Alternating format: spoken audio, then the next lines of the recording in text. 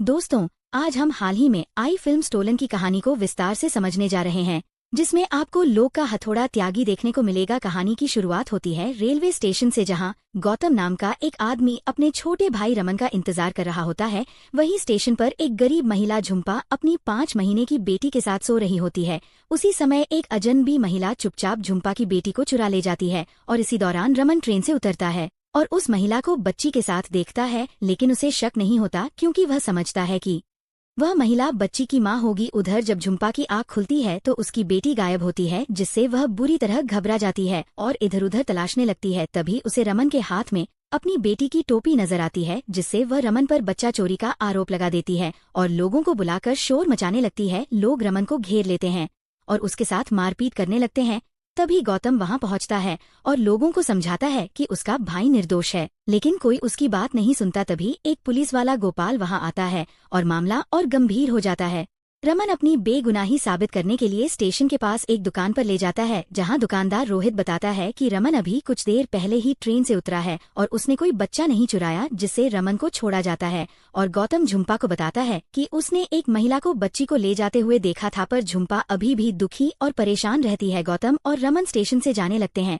तभी गोपाल कहता है कि पुलिस का बयान लिए बिना वे नहीं जा सकते। ये सुनकर गौतम चिंतित हो जाता है, क्योंकि आज उसके घर एक महत्वपूर्ण समारोह था जिसे वह किसी भी हालत में मिस नहीं करना चाहता था। उधर झुम्पा अपनी बहन को फोन कर रोती है और कहती है कि अगर उसकी बेटी नहीं मिली तो वह अपनी जान दे देगी। रमन ये सुनकर द्रवित हो जाता है और उसे झुम्पा पर दया आने लगती है। उसी समय गौतम को उसकी पत्नी का कॉल आता है और वह कहता है कि थोड़ा समय लगेगा, लेकिन वे पहुंच जाएंगे। फिर पंडित जी नामक एक कांस्टेबल रमन और गौतम से बयान लेता है। उसी समय झुम्पा को रोहित दिखाई देता है, जो किसी महिला से बच्चे को लेकर बात कर रहा होता है। झुम्पा चुपचाप उसकी बात सुनती है और उसे समझ आता है कि रोहित और वह महिला बच्ची के अपहरण में शामिल हैं। वह तुरंत रोहित को पकड़कर पुलिस के पास ले जाती है। रोहित इनकार करता है, लेकिन जब पुलिस उसका फोन चेक करती है तो उसमें उस महिला का नंबर मिलता है, जिससे रोहित की पोल खुल जाती है और वह कबूल करता है कि उसे झुम्पा पर नजर रखने के लिए 5,000 रुपए मिले थे और वह महिला बच्ची को कसूरी कोठी ले गई है। लेकिन गोपाल सबूत के बिना वहां जाने से इनकार करता है। रमन उससे बहस करता है और कहता है कि वह झुम्पा की मदद किए बिना कहीं नहीं जाएगा। अंततः रमन गौतम और झुम्पा के रास्ते में वे सभी जंगल के बीच से गुजरते हैं, जहां कुछ लोग उनकी कार को रोककर उन्हें बच्चा चोर समझ लेते हैं। असल में स्टेशन पर रमन पर लगे आरोप का वीडियो सोशल मीडिया पर वायरल हो गया था, जिससे लोग उन्हें अपराधी समझ रहे थे। गौतम तुरंत गोपाल को बुलाता है और गोपाल सभी को बताता है कि ये लोग मासूम हैं और किसी ने झुम्पा की बच्ची का अपहरण किया है। इसके बाद वे लोग कोठी तक पहुंचते हैं, जहां वे महिला को ढूंढते हैं जो बच्ची को लेकर भागी थी। गौतम कोठी के बाहर इंतजार करता है और जब वह महिला बाहर भाग रही होती है तो गौतम उसके ऊपर लकड़ी फेंकता है, जिससे वह महिला एक गड्ढे में गिरकर मर जाती है। ये देख गौतम डर जाता है, क्योंकि उसने अनजाने में किसी की जान ले ली थी। गोपाल उस पर नाराज होता है, क्योंकि महिला से ही बच्ची की जानकारी मिल सकती थी। रमन उसे दिलासा देता है कि ये सब जानबूझकर नहीं हुआ। फिर झुम्पा कोठी के अंदर एक डायरी ढूंढती है, जिसे वह छिपाकर रख लेती है। उसी समय गोपाल को आदेश मिलता है कि झुम्पा एक जमींदार के पैसे लेकर भागी है, इसलिए उसे गिरफ्तार किया जाए, लेकिन झुम्पा वहां से भाग जाती है। गोपाल गौतम और रमन को बताता है कि झुम्पा एक चोरनी है और वे दोनों एक चाल में फंस गए हैं।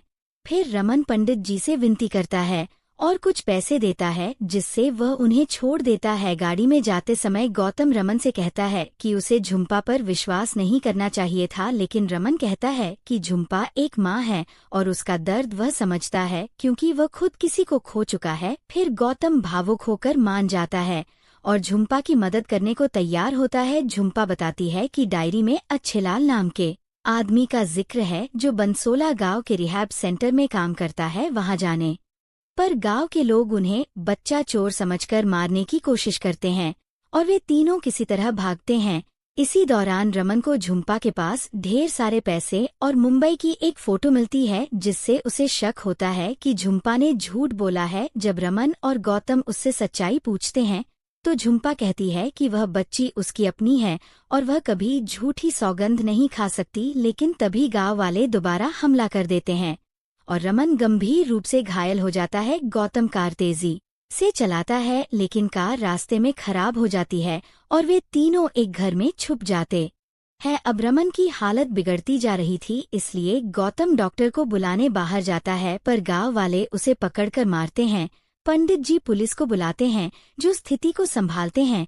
गौतम वापस रमन के पास आता है, जो बेहोश होता है, और उसे तुरंत अस्पताल पहुंचाया जाता है। दूसरी ओर झुम्पा अकेले ही अच्छेलाल की तलाश में निकलती है और रिहैब सेंटर जाती है, जहां उसे जानकारी मिलती है कि अच्छेलाल अस्पताल में काम करता है। वहीं अस्पताल में अच्छेलाल ही उस एम्बुलेंस का ड्राइवर होता है जिसमें रमन को लाया जाता है। अच्छेलाल को रमन की जेब से डायरी मिलती है जिसमें उसका नाम होता है, जिससे वह डर जाता है और अस्पताल में बने फर्जी कागजात को हटाने की कोशिश करता है। इसी दौरान गौतम और झुम्पा दोनों को उसकी सच्चाई का पता चलता है। झुम्पा बताती है कि उसने एक अमीर परिवार को बच्चा देने के लिए हाँ की थी, क्योंकि उस महिला को बच्चा नहीं हो रहा था, लेकिन उसे 2 जुड़वा बच्चे हुए। एक उसने उस महिला को दे दिया और दूसरा खुद रख लिया। अच्छेलाल ने उसके दूसरे बच्चे को चुरा लिया था। अब पुलिस अच्छेलाल को गिरफ्तार करती है और झुम्पा को उसकी बेटी वापस मिल जाती है। साथ ही